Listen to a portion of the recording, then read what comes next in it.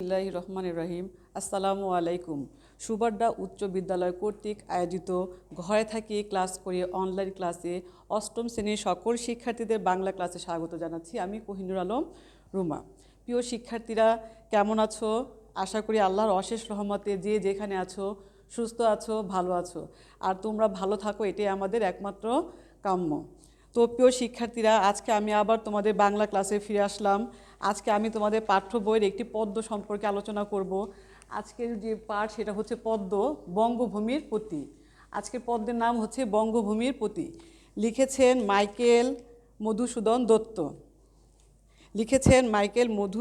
দত্ত। এখন আমরা এই লেখক পরিচিতি সম্পর্কে একটু আলোচনা করব। তো তোমরা সবাই তোমাদের বই কাছে নিয়ে বসো, এবং এখানে এই কবিতায় এমন কিছু শব্দ অর্থ আছে যেগুলো তোমরা তার সাথে পরিচিত নও, অনেক নতুন। প্রয়োজনে তোমরা খাতায় নোট করে লিখবে। তো আসো শুরু করি। কবি পরিচিতি। মাইকেল মধুসূদন দত্ত বাংলা সাহিত্যের অন্যতম প্রথা বিরোধী লেখক। তিনি মহাকাব্য, গীতিকাব্য, সনেট, পত্রকাব্য, নাটক, প্রহসন ইত্যাদি রচনা করে চিরস্মরণীয় হয়ে আছেন। শৈশব থেকে তার মনে কবি হওয়ার তীব্র বাসনা ছিল। তিনি মনে করেছিলেন বিলেতে না গেলে কবি হওয়া যাবে না, বিলেতে গেলে সুবিধা হবে এ আশায় তিনি খ্রিস্ট ধর্ম গ্রহণ করেন। ফলে তার নামের আগে মাইকেল শব্দটি যুক্ত হয়। পরে তিনি সত্য উপলব্ধি করতে পারেন এবং বাংলায় সাহিত্য রচনায় ব্রতী হন। বাংলা, ইংরেজি ছাড়াও তিনি হিব্রু, ফরাসি, জার্মান, ইটালিয়ান, তামিল, তেলুগু ইত্যাদি ভাষায় পারদর্শী ছিলেন। তিনি বাংলা ভাষায় প্রথম মহাকাব্য মেঘনাদ বধ কাব্য রচনা করেন। তার রচিত প্রহসন একেই কি বলে সভ্যতা, বুড়ো শালিকের ঘাড়ে রো, নাটক শর্মিষ্ঠা, পদ্মবতী, কৃষ্ণকুমারী, পত্রকাব্য, বীরাঙ্গনা ইত্যাদি। আর চতুর্দশপদী কবিতাগুলো হচ্ছে একটি সনের সংকলন তিনি রচনা করেন। তিনি 1824 খ্রিস্টাব্দে যশোরের সাগরদাড়ি গ্রামে জন্মগ্রহণ করেন এবং 1873 খ্রিস্টাব্দে কলকাতায় মৃত্যুবরণ করেন। এখন এখানে দেখো তোমাদের অবজেক্টিভ বা নৈমিত্তিক প্রশ্নে থাকতে পারে মাইকেল মধুসূদন দত্ত কত সালে কোথায় জন্মগ্রহণ করেন এবং কত সালে তিনি মৃত্যুবরণ করেন। আজকে আমি যে পাঠ নিয়ে তোমাদের আলোচনা করব বঙ্গভূমির প্রতি, আসলে এই পাঠে কী বলতে চেয়েছে কবি, এটা সম্পর্কে আগে একটু আলোচনা করি, তারপর আমরা কবিতাটা আবৃত্তি করে শোনাবো বা পাঠ করব। মাইকেল মধুসূদন দত্ত রচিত কয়েকটি গীতি কবিতার একটি হচ্ছে বঙ্গভূমির প্রতি। মানে মাইকেল মধুসূদন দত্ত যতগুলো কবিতা লিখেছেন তার মধ্যে একটি অন্যতম হচ্ছেন বঙ্গভূমির প্রতি এই কবিতা। এই কবিতায় স্বদেশের প্রতি কবির শ্রদ্ধা, এই কবিতায় কবি স্বদেশের প্রতি শ্রদ্ধা, একাগ্রতা তীব্রভাবে প্রকাশ পেয়েছে। দেশকে কবি মা হিসেবে কল্পনা করে নিজেকে ভেবেছেন তার সন্তান। প্রবাসী মধুসূদন ভেবেছেন মা যেমন সন্তানের কোনো দোষ মনে রাখেন না, দেশ মাতৃকাও তার সব দোষ ক্ষমা করে দেবেন। অবশ্য তিনি বিনয়ের সঙ্গে এও বলেছেন যে তার এমন কোনো মহৎ গুণ নেই যে কারণে তিনি স্মরণীয় হতে পারেন। বিনয়ী কবি তাই দেশ মাতৃকার কাছে এই বলে প্রণতি জানাচ্ছেন তিনি যেন দেশ মাতৃকার স্মৃতিতে পদ্ম ফুলের মতো ফুটে থাকতে চান। তাহলে যে বঙ্গভূমির প্রতি যে পাঠ পরিচিতিটা পড়লাম, কবি কি বলেছে এখানে যে কবিতাটা যে মা কাকে বোঝানো হয়েছে, সে তার মাতৃকা জন্মভূমিকে মা হিসেবে কল্পনা করেছেন এবং নিজেকে দেশের অনুগত সন্তান হিসেবে কল্পনা করেছেন। এখন আসো আমরা কবিতাটা আবৃত্তি করব। এমন কবিতাটা আবৃত্তি করার আগে আমি কিছু শব্দ অর্থ সম্পর্কে তোমাদের ধারণা দিতে চাই। যেমন মিনতি অর্থ কী? মিনতি অর্থ বিনীত প্রার্থনা, মিনতি অর্থ বিনীত প্রার্থনা। পরমাদ মানে ভুল ভ্রান্তি, পরমাদ হচ্ছে ভুল ভ্রান্তি। কোকোনদ লাল পদ্মফুল, কোকোনদ হচ্ছে লাল পদ্মফুল। নীর অর্থ কী? নীর অর্থ পানি বা জল। তোমরা প্রতি শব্দ পড়েছো না বাংলা ব্যাকরণে? নীর অর্থ পানি বা জল। সমন মৃত্যুর দেবতা, আমরা আমাদের ভাষা যারা বলি আজরাইল আসে না মৃত্যুর সময় যান কবজ করে নিয়ে যায়, ঠিক এরকমই। সমন অর্থ কি? মৃত্যুর দেবতা। মক্ষিকা মাছি, মক্ষিকা অর্থ কি? মাছি। শ্যামা জন্ম দে, শ্যামল জন্মভূমি অর্থে এই কথাটা বলা হয়েছে। বর অর্থ কি? আশীর্বাদ, বর অর্থ আশীর্বাদ। মানস, মানস অর্থ মন। তামারস পদ্মফুল, তামারস পদ্ম। আর শরদ অর্থ শরৎকাল বোঝাতে এই শব্দটা ব্যবহার করা হয়েছে। তো আসো আমরা এখন কবিতাটা পড়ে শোনাই তোমাদের। আর তোমরা এই কবিতাটা পড়লে তোমরা কি শিখতে পারবা? তোমরা এই কবিতাটা পড়লে দেশের প্রতি শ্রদ্ধা, স্বদেশ প্রেম জাগ্রত হবে তোমাদের মাঝে। আসো। বঙ্গভূমির প্রতি লিখেছেন মাইকেল মধুসূদন দত্ত। রেখো মা দাসেরে মনে এ মিনতি করি পদে, রেখো মা দাসেরে মনে। মা বলতে এখানে কি বোঝানো হয়েছে? আমি তোমাদের আগে বলেছি, মা এখানে কবি জন্মভূমিকে, মাতৃভূমিকে মা হিসেবে কল্পনা করেছেন, আর দাস কবি নিজেই। কবি মাইকেল মধুসূদন নিজেকে দাস হিসেবে কল্পনা করেছেন। তাই কবি এক লাইনে বলেছে, মিনতি মানে কি, বিনত প্রার্থনা করি পদে, পদে মানে পায়ে, মানে মায়ের পায়ে ধরে সে বিনীত প্রার্থনা করতেছে তাকে যেন সে মনে রাখে। রেখো মা দাসেরে মনে এ মিনতি করি পদে, সাধিতে মনের স্বাদ ঘটে যদি পরমাদ, মধুহীন করোনা মাগো তব মন কোকনদে। মানে কবি বলতেছে তার মায়ের কাছে, তোমার পায়ে ধরে মিনতি করছি, তুমি আমাকে মনে রেখো। অনেক সময় আমার মনের স্বাদ পূরণ করতে গিয়ে যদি কোনো ভুল ভ্রান্তি হয়ে থাকে, তুমি মনে কোনো কষ্ট নিও না। যে মনও কখনো মানে কী বলতেছে, লাল পদ্ম ফুল। আর মধুহীন মানে কি, নিরাশ, কষ্ট। মা যেন মনে কোনো কষ্ট না রাখে তার ভুল ভ্রান্তির জন্য, সে তার মায়ের পায়ে ধরে এই মিনতি করছে।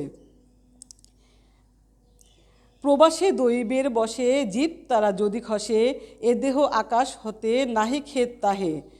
মানে প্রবাসে মানে কি, বিদেশে দৈবাস বসে মানে হঠাৎ করে, জীব তারা বলতে এখানে বোঝানো হয়েছে আত্মা, যদি খসে এ দেহ আকাশ হতে, দেহ আকাশ বলতে পারছে এই দেহে থেকে যদি তার আত্মাটা বের হয়ে যায়, সে যদি মারা যায়, তার ক্ষেত মানে কি, আপেক্ষ, মানে কোনো আকাঙ্ক্ষা থাকবে না।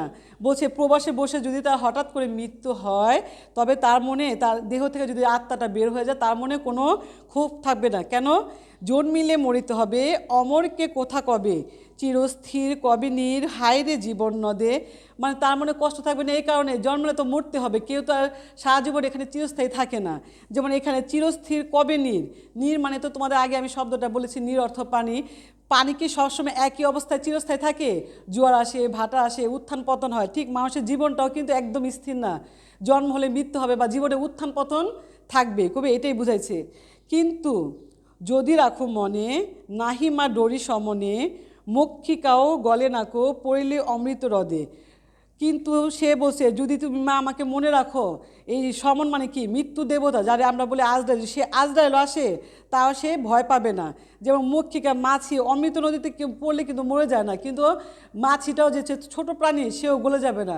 এটা অর্থ এটাই বুঝাইছে যে মা তুমি তোমার এই জন্মভূমিকে আমাকে যদি একটু স্মরণ রাখো, তাহলে কি তোমার কোনো ক্ষতি হবে না, কিন্তু আমার কৃতিত্ব মানে তাকে স্মরণ রাখার কথাটাই সে বলেছে। সেই ধন্য নরকুলে লোকে যারে নাহি ভুলে, মনের মন্দিরে সদা সেবে সর্বজন। সেই ধন্য নরকুলে অর্থ কি? নরকুলে অর্থ এখানে পৃথিবী বুঝাইছে। তোমরা ইচ্ছা করলে শব্দটা অর্থ লিখতে পারো। নরকুলে অর্থ পৃথিবীতে। পৃথিবীতে সেই লোকই ধন্য যাকে লোক ভুলে না, অনেক দিন মনে রাখে। আর মনের মন্দিরে মানে কি, মনের ভিতরে সেবে সর্বজন, সেবে অর্থ স্মরণ করা বা সেবা করা, মন দিয়ে সেবা করে, মনে স্মরণ রাখে। পৃথিবীতে ওই লোকগুলাই হচ্ছে শ্রেষ্ঠ, ধন্য, যাদেরকে মানুষ অনেক দিন মনে রাখে এবং তাদেরকে স্মরণ রাখে, ভুলে না। কিন্তু কোন গুণ আছে যাচি বুঝে তব কাছে, হেন অমরতা আমি কহ গো শ্যামা জন্ম দে। এখন কবি বলতেছে আমার কি গুণ আছে যে আমাকে মানুষ, আমি যাচিব মানে চাইবো বা প্রার্থনা করব তাদের কাছে যে আমাকে, তারা যেন এই শ্যামল জন্মভূমিতে আমাকে অনেক মনে রাখে। হেন অমরতা, হেন মানে কি এরূপ বা এমন বোঝায়। হেন মানে কি এমন বা এরূপ শব্দে ব্যবহৃত হয়েছে। অমরতা তো মৃত্যুহীন, মানে যার মৃত্যু নাই সেটাকে অমর বলে। তো আমি তো এমন কোনো গুণ নাই আমার ভেতরে যে আমি তাদের কাছে এই প্রার্থনা বা এই জিনিসটা চাইবো যেন আমাকে তারা সারা জীবন মনে রাখে। তবে যদি দয়া করো, তবে যদি দয়া করো, ভুল দোষ গুণ ধরো, অমর করিয়া বর দেহদাসে সবর দে। সবর দে মানে কি ভালো আশীর্বাদ। বর অর্থ যদি আশীর্বাদ হয়, সু অর্থ কি, সু অর্থ ভালো, সুবর দে, সুবর অর্থ ভালো আশীর্বাদ। এখন বলতেছে মা তুমি যদি আমাকে দয়া করো, তাহলে আমার ভুল দোষগুলো তোমার চোখে ধরা পড়বে না, সেগুলো তোমার চোখে গুণ হিসাবে ধরা পড়বো। যদি তোমার কাছে গুণ হিসাবে ধরা পড়ে, তাহলে তুমি আমাকে এমন আশীর্বাদ দাও, ভালো আশীর্বাদ, যেন আমি সবার মাঝে অমর হয়ে থাকতে পারি। ফুটি যেন স্মৃতি জলে মানসে মা যথাফলে, মধুময় তামরস কি বসন্ত কি শরদে। মানে কি ফুটি যেন স্মৃতি জলে মানসে মা যথাফলে, মানসে বলতে কী বুঝাচ্ছে, মন, মধুময় তামরস মানে কি পদ্ম। আর শরদের অর্থ তো আমি তো আগেই বলেছিলাম যে শরৎকাল। এখন বলতেছে মা তুমি আমাকে এমনভাবে দোয়া দাও, আশীর্বাদ দাও, আমি যেন বসন্ত বা শরৎকালে মানুষের মাঝে মধুময় তামরস মানে কি পদ্ম ফুলের মতো তাদের স্মৃতিতে ফুটে থাকি। কত সুন্দর একটা কবিতা, তাই না? প্রত্যেকটা অর্থ কত আকর্ষণীয়, মানুষের মন ছুঁয়ে যাওয়ার মতো। আসলে যাদের দেশের প্রতি ভালোবাসা আছে, যারা দেশকে ভালোবাসে, তাদের ভিতরে এই গুণ না থাকলে তো তারা দেশপ্রেমিক হওয়া যাবে না। এখন বঙ্গভূমির যে প্রতি যে ভালোবাসাটা মাইকেল মধুসূদন দত্ত দেখাইছে, সে তখন নিজ দেশে ছিল, তার এই ভালোবাসা ছিল। যখন সে বিদেশে গেল, বিলেতে নাকি সে তার ধারণা ছিল বিলেতে গেলে নাকি ভালো কবি হওয়া যায়, বিলেতে না গেলে নাকি কিছু হওয়া যাবে না। তার জন্য সে বিলেতে গিয়েছিল, তার ধর্মও চেঞ্জ করেছিল, সে খ্রিস্টান ধর্মের মেয়েকেও বিয়ে করেছিল। কিন্তু তারপর সে ওখানে কোনো তৃপ্তি লিখে কোনো তৃপ্তি পায় নাই। তখন সে ওই প্রবাসে থেকে তার নিজ দেশের প্রতি তার ভালোবাসার প্রতি আর বেশি দৃঢ়তা মানে প্রকাশ পেয়েছে। তো আমরা তো যে কবিতাটা পাঠ করলাম, সুন্দর একটা কবিতা, আশা করি তোমাদের বুঝাতে পেরেছি। এখন আমি একটু তোমাদের শব্দ অর্থগুলো কিছু লিখে দেয়। এখানে কিছু ভেতরে শব্দ অর্থ আছে, যেমন দৈবের বসে মানে কি হঠাৎ করে, জীব তারা মানে কি আত্মা বা রুহু যেটাকে বোঝানো হয়েছে, খেদ মানে আপেক্ষ, নরকুলে পৃথিবীতে, সেবে স্মরণ, যাচিব চাইব, হেন মানে কি এই রূপ বা এমন, অমর মানে মৃত্যুহীন।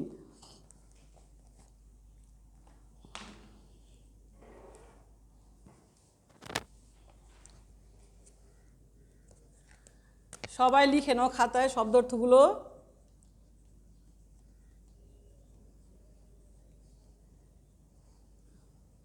মিনতি, বিনীত প্রার্থনা মানে আবেদন করি, যেটা আমরা মার কাছে আবেদন করেছে কবি যেন তাকে ভুলে না যায়, স্মরণ রাখে। বিনীত প্রার্থনা, প্রার্থনা। পরমাদ মানে কি ভুল ভ্রান্তি, আমরা অনেক সময় ভুল করে ফেলি না, সেই ভুল ভ্রান্তির জন্য কবি ক্ষমা চেয়েছে। পরমাদ,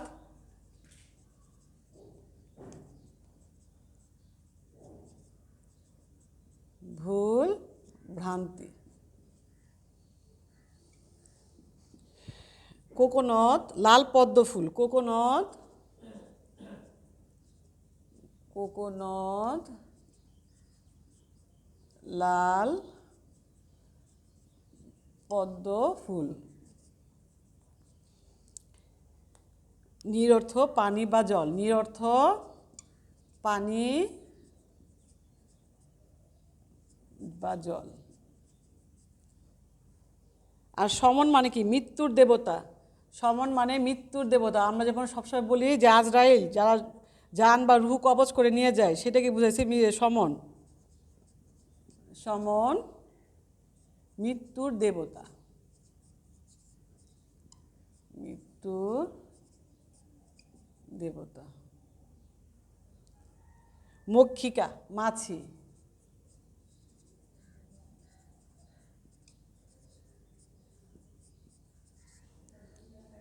শ্যামা জন্ম দিয়ে,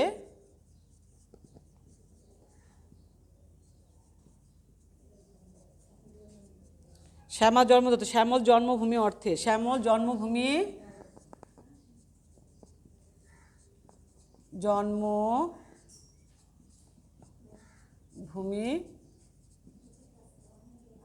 অর্থে। বর অর্থ আশীর্বাদ, বর অর্থ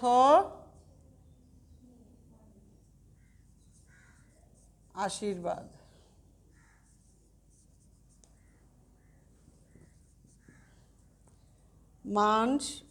মানস মানে এখানে মন বোঝানো হয়েছে, মানস মন।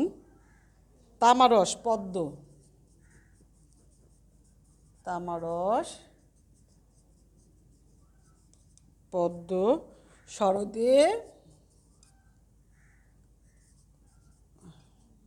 শরৎকাল বুঝাতে, কাল বুঝাতে। আর ভেতরে কিছু কবিতা পড়তে গিয়ে আমি কিছু শব্দ পেয়েছি, যেমন এখান দেওয়া আছে দৈবের বসে মানে কি প্রবাসে তো জানো বিদেশে, দৈবের বসে মানে হঠাৎ করে, দৈবের বসে হঠাৎ করে। তোমরা ইচ্ছা লিখতে পারো জীব তারা মানে রুহু বা আত্মা বোঝানো হয়েছে। এ দেহ আকাশ হতে জীব তারা যদি খসে যায় নাহি খেদ তাহে, মানে তার দেহ থেকে যদি তার আত্মাটা বের হয়ে যায় তাও তার কোনো আক্ষেপ থাকবে না, কারণ সবাই জানে যে জন্মগ্রহণ করলে মরতে হবে। আর খেদ মানে আক্ষেপ। নরকুল বলতে কী বলা হয়েছে? নরকুল অর্থ পৃথিবীতে, নরকুল পৃথিবীতে সেবে স্মরণ, যাচিব চাইব, হেন এমন, অমর মৃত্যুহীন, অমর মৃত্যুহীন।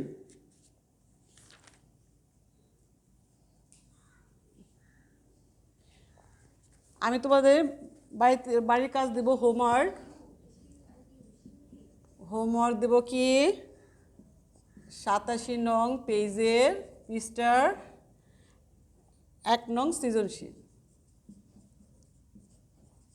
সৃজনশীল প্রশ্ন, পড়া লেখা।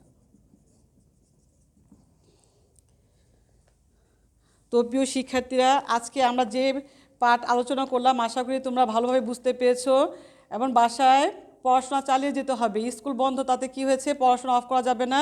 তো আমি আগামী ক্লাসে আবার নতুন কোনো বিষয় নিয়ে তোমাদের সামনে হাজির হব। সেই পর্যন্ত তোমরা ভালো থাকো, সুস্থ থাকো। আল্লাহ হাফিজ।